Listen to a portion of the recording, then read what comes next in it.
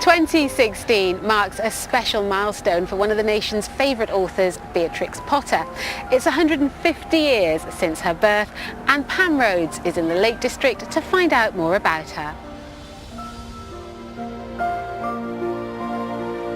Beatrix Potter has inspired generations of children with her love of the countryside and its wildlife, and yet she was a city girl born in London. But every summer the family escaped for a country holiday, often coming to the heart of the Lake District. And how's this for a holiday home? This is Ray Castle, where Beatrix and her family came on their very first stay in the Lake District, and where she met a man who was to make a huge impression on her life. He was Canon Hardwick Drummond Rawnsley, the vicar here at Ray. They were quite a well-to-do family, came to stay here in the castle, and obviously the local vicar would be one of the people that they would entertain while they were here.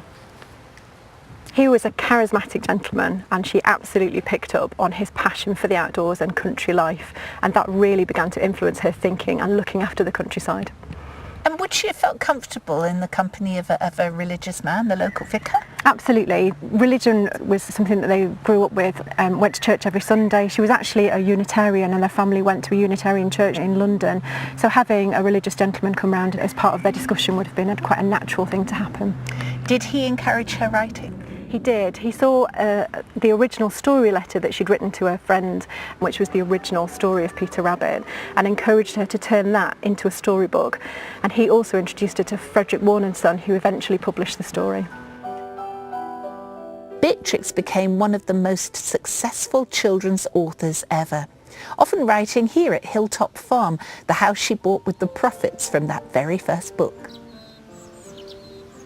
Hilltop was always Beatrix's bolt hole and became the inspiration for many of her stories and characters. For instance, Samuel Whiskers and Tom Kitten are set around the house, and she exactly copied bits of the house to put into the illustrations. Now, what happened to her faith as life went on? There's evidence around the house of various different influences upon her faith, but I think it was of comfort to her, but she wasn't tied to any particular church. She found an affinity with the Quakers. She would often go to the meeting house there. I see she has a family Bible here.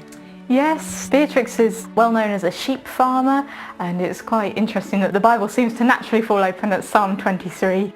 Beatrix took great comfort in memorising passages of the Bible and would come back to those passages in sort of more gloomy times to comfort her. What would you say is her legacy? First of all, she left her land and property to the National Trust, which amounts to 4,000 acres of the Lake District, which is there for everyone to enjoy forever. And also these characters that generation after generation seem to find so endearing. This is so clearly the garden in which Beatrix Potter pictured Peter Rabbit and his friends at play. And the same was true when she went a little further north and she came up with the characters of Mrs. Tiggy Winkle and Squirrel Nutkin. That was near Keswick, and that's where we're off to now for our next piece of music. Creation sings the Father's song, He calls the sun to wake the dawn, and round the course of day, till evening falls in crimson rain. His fingerprints in flakes of snow, His breath upon the spinning bow, He tells the eagles fly, commands the newborn babies cry.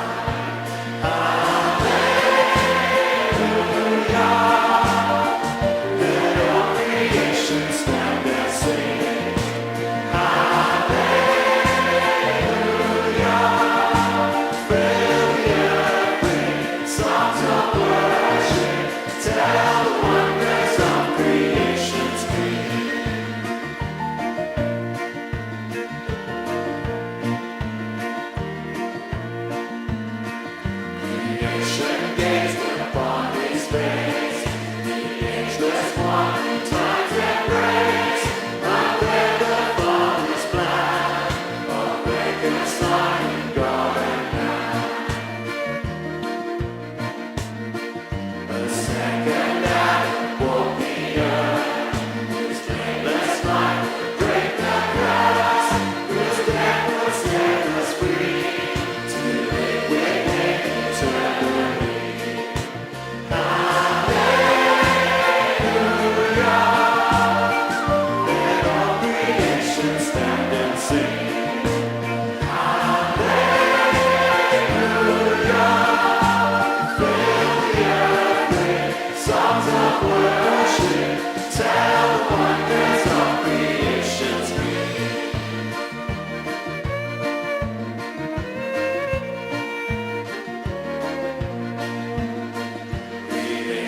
not for his return. When Christ shall reign upon the earth, the bitter wars that break are the pains of the coming age.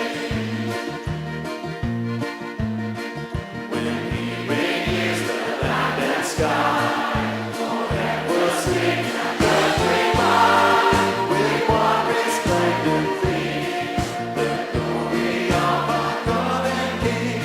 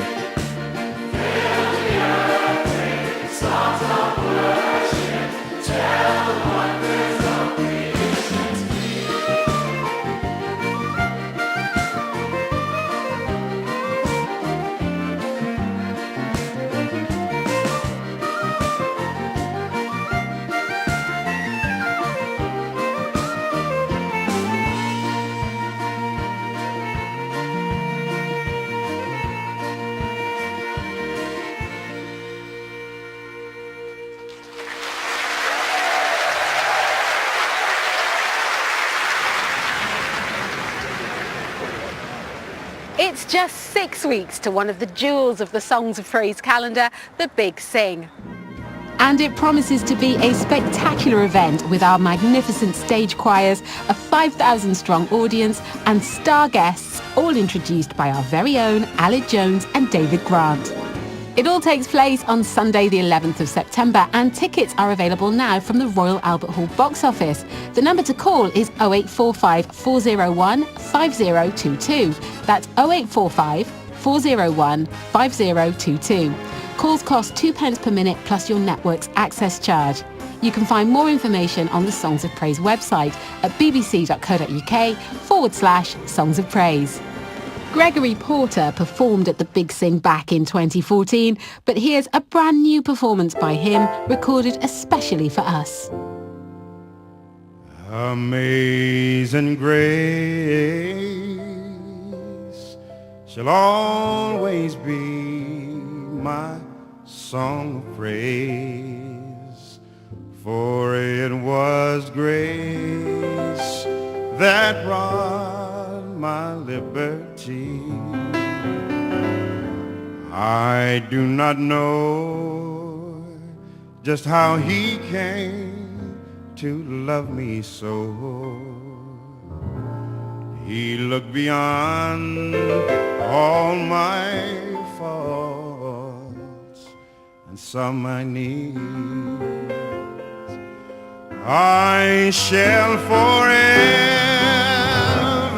lift my eyes to Calvary to view the cross where Jesus died for me.